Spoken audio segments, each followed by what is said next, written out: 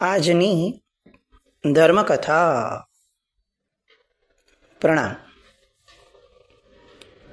માહોલ જામ્યો છે.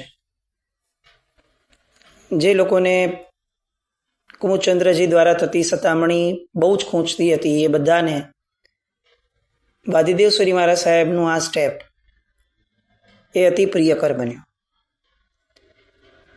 જે લોકોને વાદીદેવ સુરી મહારાજ સાહેબની ધીરજ, વાદીદેવ સુરી મહારાજ સાહેબની પીડતા, વાદીદેવ સુરી મહારાજ સાહેબની શાંતિ, આ બધું પણ ખૂંચતું હતું. એ બધા માટે પણ વાદીદેવ સુરી મહારાજ સાહેબનું આ પગલું એ બહુ જ આવકાર્ય બન્યું. પાટણ સંઘની અંદરમાં પત્ર મોકલાયો. પાટણ સંઘે પણ બહુ સરસ રીતે એને વધાવ્યો અને વળતો પત્ર મોકલ્યો કે સાહેબ વિજયોત્સવ મનાવવા પધારો. હવે પત્ર લઈને માણસ રાજનગર આવે છે. આચાર્ય ભગવાન શ્રી સંઘના પત્રને નમસ્કાર કરે છે અને પછીથી એ પત્રમાં લખેલી વિગત મુજબ ભાટચારણોને બોલાવી અને દિગંબરાચાર્ય કુમુદચંદ્રજીને વાદ માટેનું આમંત્રણ આપવા માટેની તૈયારી કરાવે છે. આ શું હોય? જેણે આટલું હેરાન કર્યું છે, જેણે પરાકાષ્ઠાનું અધમ કહી શકાય એવું કૃત્ય કર્યું છે, એ વ્યક્તિને જણાવવા માટે કે આવી જાઓ મેદાનમાં, ભાટચારણોને કેમ બોલાવા? સામાન્ય રીતે એનું મોઢું બી ન જોઈએ. આપણે તો આપણી તાસીર એ છે કે જેણે આપણી સાથે બહુ ખોટું કર્યું હોય આપણે એમ કહીએ કે એનું તો મોઢું પણ નહીં જોવાનું. આવો તરત શબ્દ વાપરી લઈએ. અને વાદીદેવ સુરી મહારાજ સાહેબ વિશેષપણે ભાટચારણો કે જે લોકો મેસેન્જર કહી શકાય, જે લોકોનું રિપ્રેઝન્ટેશન વસ્તુઓનું અને પ્રેઝન્ટેશન બંને એટલું સક્ષમ હોય કે એની તોલે કદાચ એ સમયે કોઈ નહોતું આવતું. ભાટચારણો પ્રસિદ્ધ જ એટલા માટે હતા કે એ લોકો વાતને રજૂ કરે ને જે રીતે, એ એવી સક્ષમતાથી કરે કે સામાના મનમાં ઉતરી જ જાય. આજે પણ આ ભાટચારણો ઘણા બધા હોય છે. જોકે હવે એમના ભાગે લગભગ ડાયરાઓ બચ્યા. એ આપણી કમનસીબી કે જેના ડીએનએની અંદરમાં આટલી બધી સક્ષમતા હતી. એ વ્યક્તિઓને આપણે આપણી રૂટીન જીવન વ્યવસ્થાનો ભાગ ન બનાવી શક્યા. આપણા બાળકોને મોટિવેશનલ સ્પીકર્સ પાસે આપણે કેટલીક વસ્તુઓ શીખવા મૂકીએ, પણ જેના ડીએનએની અંદરમાં પ્રેઝન્ટેશન છે એની પાસેથી શીખવાનો આપણને કોઈ ભાવ થતો નથી. કારણ કે આપણે ટ્રેન્ડ ફોલોઅર છીએ. વિદેશોમાં જે થાય એ કરવા માટે આપણે જન્મ્યા છીએ. આપણને આપણા દેશ, આપણી સંસ્કૃતિ, આપણા લોકો, એનું ગૌરવ તો આમ પણ કોઈ દિવસ શીખવવામાં જ નથી આવ્યું. તો અંદર ક્યાં હોવાનું? જે દેશને પોતાનો ઇતિહાસ ખબર નથી ને એ દેશ સર્વનાશ તરફ આગળ વધે એમાં કોઈ આશ્ચર્ય જ નથી. આ ભાટચારણ આખી પ્રજાતિ એવી, તમે વર્ષોના નહીં સેંકડો હજારો વર્ષોના ઇતિહાસ જોઈ લઈએ. રાજા મહારાજાઓ હતા એ વખતે પણ કોઈને સંદેશ આપવો હોય તો ભાટચારણોને બોલાવડાવતા. પૂજ્ય વાદીદેવ સુરી મહારાજ સાહેબે બોલાવ્યા, આખી ઘટના કહી અને સાથે વિશેષપણે એમણે એવું કહ્યું કે એમનો મલાજો જળવાય, એમનો રસ જળવાય અને ઔચિત્ય જળવાય એ રીતે જ આ વાતને મૂકજો. ફરીથી, એમનો મલાજો જળવાય એટલે કે એમનું માન જળવાય. ક્યાંય પણ એવી ભાષા ન વાપરતા કે જેના કારણે એ તોછડાઈ ક્યાંય પણ વર્તાય, અહંકાર આપણો વર્તાય કે લો અમે આ શરૂઆત કરી, હવે આવી જાઓ મેદાનમાં, જોઈ લઈએ. નહીં. સમર્થ માણસ ક્યારે પણ પોતાની શક્તિનું પ્રદર્શન ન કરે. જે પ્રદર્શન કરે છે ને એ એટલા માટે જ કરે છે કારણ કે એની સમર્થતા ઉપર એને પોતાને શંકા છે. વર્ધમાન સ્વામી ભગવાન, એમની ઉપર જ્યારે ઉપસર્ગો થયા ત્યારે ક્યારે પણ એમને પોતાની શક્તિનું પ્રદર્શન કરવાનું, શક્તિનો ઉપયોગ કરવાનું મન પણ ન થયું. કેમ? સમર્થ હતા.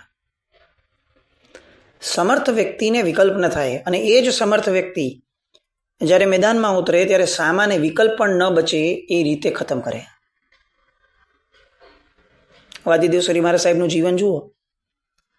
કુમુદચંદ્રજી જ્યારે હદની બહાર હેરાન કરતા હતા, પણ સાહેબને એવું લાગતું હતું કે નહીં, આવી રીતે નહીં, એ એમને જે ઉચિત લાગે એ કરે, આપણે આપણું ઔચિત્ય જાળવવાનું, ઘર્ષણમાં નહીં ઉતારવાનું. ક્યાંય પોતાનું શક્તિનું પ્રદર્શન કરવાનું મન ન થયું, આની પેલા ઢગલા બંધ વાદો જીતેલા, પણ નહીં, અત્યારે નહીં, કારણ વગર કંઈ ઊભું નથી કરવું. વૈર ઊભું થાય, દ્વેષ ઊભો થાય, માહોલ બગડે, સામાની કોઈ પણ વસ્તુઓ એને દોષ તરફ લઈ જાય, એને દ્વેષ તરફ લઈ જાય, એવું કોઈ પણ નિમિત્ત આપણે ઊભું કરવા માટે બને ત્યાં સુધી પ્રયત્ન ન કરવો.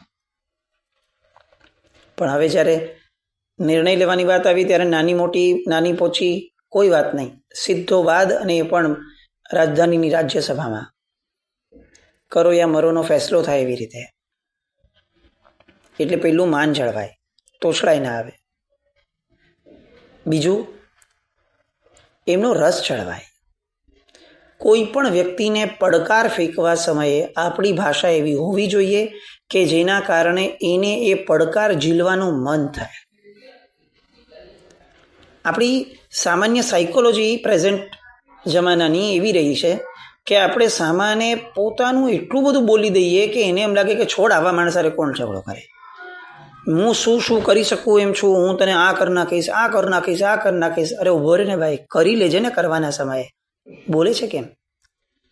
ઘણા તો એટલું બધું બોલતા હોય કે એકચ્યુઅલી એના બોલવાના કારણે સામાનો વસ્તુમાંથી રસ જ ઉડી જાય. ઓછું બોલનાર માણસ એ હંમેશા સામાનો રસ ચડવાવીને રાખે છે. આજના વડીલોએ આ ખરેખર શીખવા જેવું છે. નવી પેઢીને બહુ બોલવાથી એ સુધરી જશે, આવી બધી ભ્રમણાઓમાંથી બહાર નીકળી જવા જેવું છે. સુધારવું છે કોઈને, સામાનો રસ ચડવાય એવી રીતે વાત કરો. અને ત્રીજું, દિગંબરાચાર્યનું ઔચિત્ય જળવાય એવું કરજો. આ ટકોર પૂજ્ય વાદીદેવ શ્રી મહારાજની. આપણે આપણા જીવનની અંદરમાં કોઈ પણ નબળા પ્રસંગની અંદરમાં બહુ જ ધ્યાન રાખવા જેવી વાત. સંઘનો ગુનો કર્યો છે, તમે જુઓ.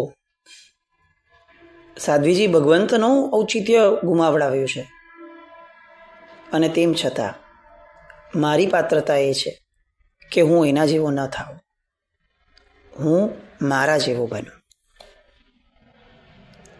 નાનપણથી બાળકને એક સંસ્કાર આપવા જેવા છે. આમ દરેક વ્યક્તિ દેખાય અને આપણે તરત કહી દઈએ કે જો આના જેવો થા, જો આ કેવું સરસ કરે છે, આના જેવો થા, આના જેવો થા. નહીં, તું તારા જેવો થા. આ એક બહુ મહત્વની વાત છે કે બાળકને આલંબન એનું પોતાનું પોતીકું મળે. ચોક્કસ કહી શકાય કે જો આ ભાઈ કેટલું સરસ કરે છે, આમાંનું કંઈક તને જે લાગે ને કે લેવા જેવું છે તો દોસ્ત લેજે. આ ભાષા હોય. એને 50 ઓપ્શન આપીને કહી તું આના જેવો તો આના જેવો થા, તો ઓલો ક્યારેય પોતાના જેવો નહીં થઈ શકે, ન આ લોકો જેવો થઈ શકશે. ઔચિત્ય ચડવાયો. ગયા ભાટચારણો વાત મૂકી દિગંબરાચાર્યને, અને આખી યોજના કહીએ કે આ પરિવાર સાથે પાટણ પધારો. એ રાજ્યસભાની અંદરમાં વાદ યોજવામાં આવે અને ત્યારે જ આપણે સાચા ખોટાનો નિર્ણય કરી લઈએ, અને ત્યારે જ આ બધી વાતોનો અંત પણ લાવી દઈએ. આ નાના નાના વ્યક્તિઓને કેમ હેરાન કરવા છે કે જેની હારે કોઈ વાંધો નથી કોઈને? કેમ દ્વેષ ઊભો થાય, વૈર ઊભો થાય સંઘની અંદરમાં? એવી રીતે સંઘનો માહોલ બગાડવો છે. પધારો, બે સક્ષમ વ્યક્તિઓ ભેગા થઈ અને નિર્ણય લઈ લઈએ અને સમાજને દૂષિત થતા અટકાવીએ. કેટલી ઔચિત્યસભર વાત. આજનો સમાજ, આજની આપણી જનરેશન અથવા આજનો વર્તમાન સમય જો ફક્ત આટલું સમજી લે કે નિર્ણય બે સક્ષમ વ્યક્તિઓ લઈ લે તો બીજા કોઈએ ઇન્વોલ્વ થવાની જરૂર ના પડે, તો હું માનું છું કે આજે ચોથો આરો વર્તતા કોઈ રોકી ન શકે. 5મા આરામાં પણ, હડાહડ કળિયુગમાં પણ કદાચ કળિયુગ જ એનું નામ છે કે સૌથી સરળ લાગતી વાત એ અતિશય સમજણ ધરાવતા વ્યક્તિઓને પણ ગળે નથી ઉતરતી. આ જ કદાચ કળિયુગનો પ્રભાવ હશે. બે વ્યક્તિઓ નિર્ણય લઈ લે, બે નાયકો, અને અંદર રહેલા નીચે રહેલા કોઈ વ્યક્તિઓને વૈમનસ્ય ઉભો ન થાય. આ પ્રકાર પૂજ્ય વાદીદેવ સૂરી મહારાજનો હતો. આજે આ પરિસ્થિતિની ગંભીરતાઓ ખરેખર આપણે આપણા વડીલોને સમજાવવા જેવી છે. કેટલા બધા વિવાદોમાં આજે આપણો સંઘ, આપણું શાસન છે. આપણે જેમના અનુયાયીઓ છીએ, આપણે એમને આવું કહીએ કે સાહેબ કેમ કોઈનો વિરોધ, અમને કેમ ઇન્વોલ્વ કરો છો સાહેબ, કેમ આવું?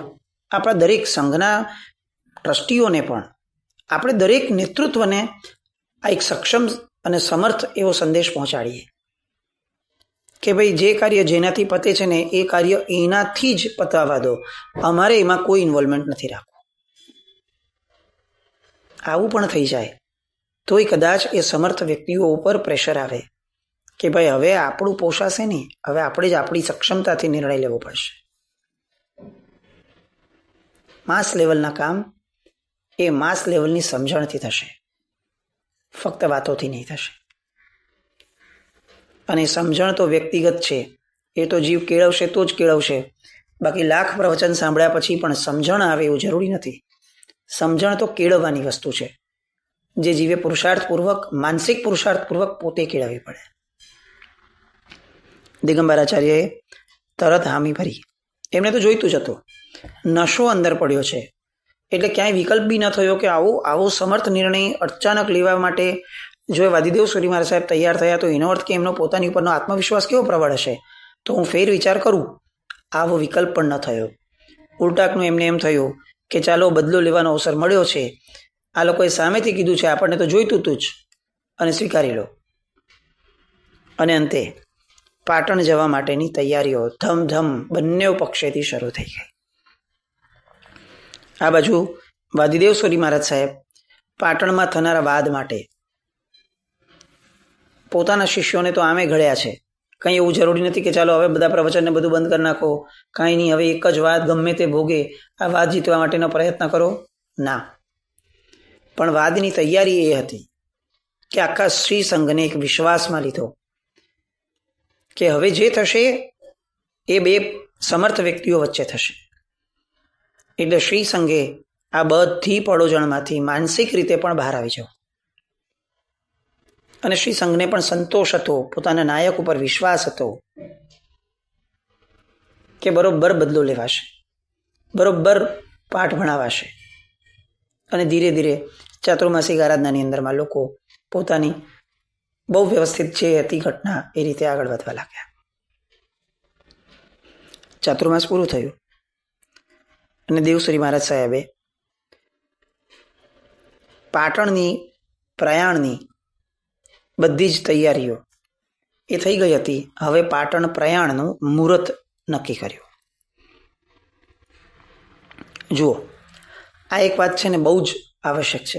અમે જ્યોતિષમાં માનતા નથી, અમે આવા બધા અંધવિશ્વાસમાં માનતા નથી, આવું કંઈ. અને જ્યારે આપણે કેટલીક સકારાત્મકતાને નકારીએ છીએ ને ત્યારે આપણો અહંકાર, આપણું અજ્ઞાન એ આપણને કેટલીક વસ્તુઓથી વંચિત કરી દે છે અને કેટલીક વાર આપણા ભાગ્યથી પણ વંચિત કરી દે છે. એવું નથી કે જ્યોતિષમાં અને આ બધામાં વિશ્વાસ રાખવો જોઈએ, પણ એવું ચોક્કસ છે કે હું આમાં માનતો નથી એવો અહંકાર ન રાખવો જોઈએ. કેમ? કારણ કે આ વિજ્ઞાન એ ઋષભદેવ ભગવાન સમયથી દરેક પરમાત્માના સમયમાં શાસનની અંદરમાં વિદ્યમાન રહ્યું છે. એટલી હદ સુધી આગમની અંદરમાં રહ્યું છે કે કોઈ પણ આચાર્ય ભગવંતને આચાર્ય પદવી લીધા પછીથી પહેલાથી આ બધા જ વિષયો એનું જ્ઞાન મેળવવું એ આવશ્યક ગણ્યું છે. ભલે કેટલું ઊંડાણમાં કેટલું જવું એમનો નિર્ણય હોય, પણ આને માન્ય રખાયો. તમે જુઓ કલ્પસૂત્રની અંદરમાં પણ ભગવાનનો જન્મ થાય છે એની વાત એમ નથી મુકાતી કે ભગવાનનો જન્મ થયો. વાત એ મુકાય છે કે આવું નક્ષત્ર હતું, આવો ચંદ્રનો યોગ હતો, આવું મુહૂર્ત હતું, આવી પળો હતી અને એવા સમયે ભગવાનનો જન્મ થયો. આ બધું સૂચક છે. જમાનાવાદમાં, વિજ્ઞાનવાદમાં એટલા બધા આપણે મંદ ન થઈ જઈએ કે આપણી પોતાની પરંપરાઓ, આપણા પોતાના આગમો અને આપણા ભગવાનની વાતો, એમાં જેનું મહત્વ દર્શાવાયું છે એનો વિરોધ કરીએ. મુહૂર્ત તો જોયું એમણે, કારણ કે બહુ મોટું કામ હતું અને આટલા મોટા કામ માટે જતા વખતે કોઈ પણ પ્રકારની ગફલત ન ચાલે. જેમ તૈયારીઓ પૂર્ણ હોવી જોઈએ એમ કાળ પણ પૂર્ણ હોવો જોઈએ. શું મુહૂર્ત જોયું. અને ગ્રંથોની અંદરમાં એક કુંડળી, એમના પ્રયાણ સમયની કુંડલી, એ કુંડલીનું પણ આલેખન થયું છે. 12મા સ્થાનમાં કેતુ હતો, પહેલા સ્થાનમાં સૂર્ય હતો, 7મા સ્થાને ચંદ્ર હતો, 6ઠ્ઠા સ્થાને રાહુ હતો. એવી કુંડલી કે જે કુંડલીની અંદરમાં વિજય મેળવવો, આ ધર્મ કાર્યની અંદરમાં વિજય મેળવવો, એ બહુ સહજ રીતે સ્પર્શતું અને સ્પષ્ટ દેખાતું હતું. એવું મુહૂર્ત નીકળ્યું. અને એવા મુહૂર્તની અંદરમાં શ્રી સંઘના ઉલ્લાસ વચ્ચે સૌથી મોટું શુકન, શ્રી સંઘનો ઉલ્લાસ, એ શુકન પણ એમને બહુ જ સરસ રીતે મળ્યું.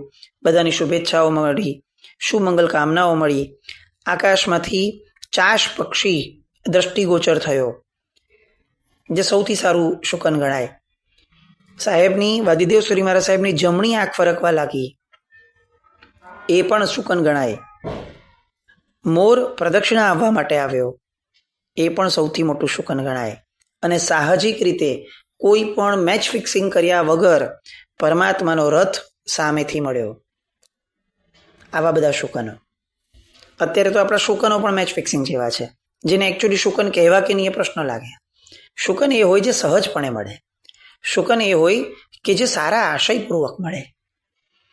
હું પહેલેથી બધાને કહીને રાખું કે બેન તમે અહીંયા આવી જજો અને બેડું લઈને ઊભા રહેજો, પાછું એ બેડું ખાલી હોય, કારણ કે પાણી ભરેલું બેડું એ શુકન છે અને આપણા અત્યારે તો બેડા ખાલી હોય.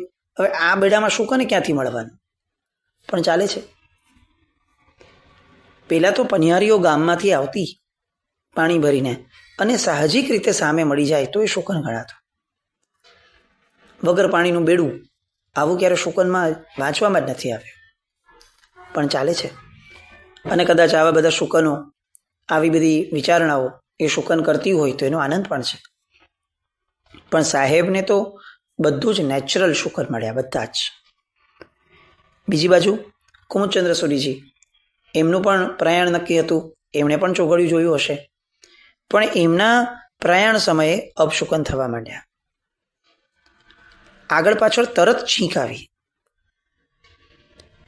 એમનું ધ્યાન ગયું, લોકોનું ધ્યાન ગયું, પણ કશો વાંધો નથી. છીંક તો આવે, સમય એવો હોય ને કેટલાકને આવી જતી હશે. પોતે પાલખીમાં બેસ્યા, એ સમયે પોતાને છીંક આવી. હવે આ તો બહુ મહત્વની ઘટના કહેવાય કે જે વ્યક્તિ પોતે વાદની અંદરમાં લડવાના છે ને પોતાને જ જતી વખતે છીંક આવે છે. છીંકને આપણે ત્યાં અપશુકન ગણ્યું છે. ઘણા બધા કારણો હશે, પણ મૂળ કારણ છીંક એ આપણે જેટલી સરળતાથી લઈએ છીએ ને એટલી સરળ ઘટના છે નહીં. એ અંદરથી એટલો મોટો, એટલો ફોર્સફુલ આવેગ ઊભો થાય કે જેને બહાર કાઢવા માટે શરીરે સીધું સહસા અચાનક જ શરીરે એકદમ મોટા વેગથી બહાર કાઢવું પડે એ કચરાને. અને કાઢવા સમયે ક્યાંય પણ શરીરની અંદરમાં જો ત્રુટી રહી જાય તો માણસ મરી પણ શકે, એટલો મોટો ફોર્સ હોય છે. એટલે શારીરિક વ્યાધિની બહુ મોટી શક્યતા છીંકમાં છે. બગાસામાં ક્યારેય નથી. એટલે બગાસાને અપશુકન નથી કીધા, છીંકને અપશુકન કીધું. કેમ? કારણ કે એટલા ફોર્સથી નીકળે છે.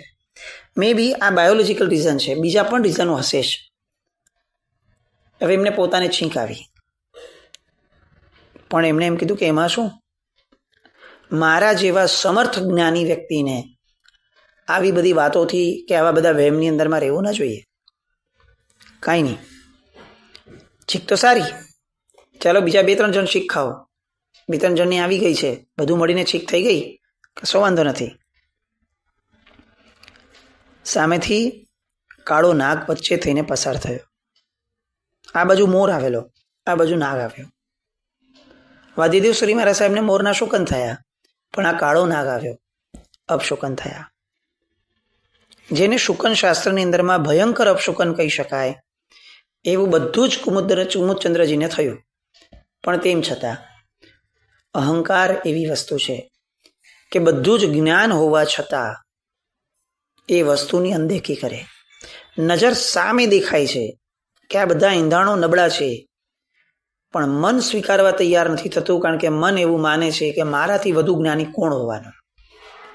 આ બધા શુકનોથી અંજાઈ જાય એમાંનો હું નહીં, હું તો આ બધા કરતા ઊંચો છું ભાઈ. અને પ્રયાણ થયું. પાટણ તરફ બંને જણા નીકળ્યા છે. અને હવે પાટણ પ્રવેશ કેવો હશે? એ સંઘ કે જે સંઘે ફક્ત એક પત્ર મળ્યો અને એ જ દિવસે નક્કી કરી અને કહી દીધું હતું કે સાહેબ, તમારે અમારે ત્યાંથી કોઈ પણ પ્રકારનો વિકલ્પ કરવાનો જરૂર નથી. 300 શ્રાવક 700 શ્રાવિકાઓ રોજના હિંબેલ તપ કરશે. એ સંઘ વિજયોત્સવ માટે જે મહિનાઓ પહેલાથી તૈયાર થઈ ગયો હતો, એ સંઘ હવે જ્યારે ખરેખરો પ્રસંગ આવવાનો છે અને એ ઉત્સવ માટેનો મુખ્ય પ્રવેશ થાય છે, એ સમયે આ પ્રવેશનું સામયું કેવું કરે એની વાતો. અને પાટણમાં પહોંચ્યા પછીથી આખી ને આખી ઘટના કઈ રીતે ઊંધી ચત્તી થતી દેખાશે. કયું રાજકારણ હવે આ આખાને આખા ધર્મકારણમાં પ્રવેશવાનું છે. અને એના કારણે બહુ સરળ રીતે દેખાતી વસ્તુ કે આ તો જ્ઞાનનો જ વાદ છે, પણ એવું ન રહ્યું. આ વાદમાં રાજકારણ પ્રવેશ્યું. અને એ સમયે શ્રાવકોએ શું ભૂમિકા કેળવી, આ બધી રસપ્રદ વાતો એની માટે આવતીકાલથી ફરીથી મળશું. જીના કંઈ પણ બોલાવ્યો તો મિચ્છામિ દુક્કડમ. જય નમ જય અતિશાસન.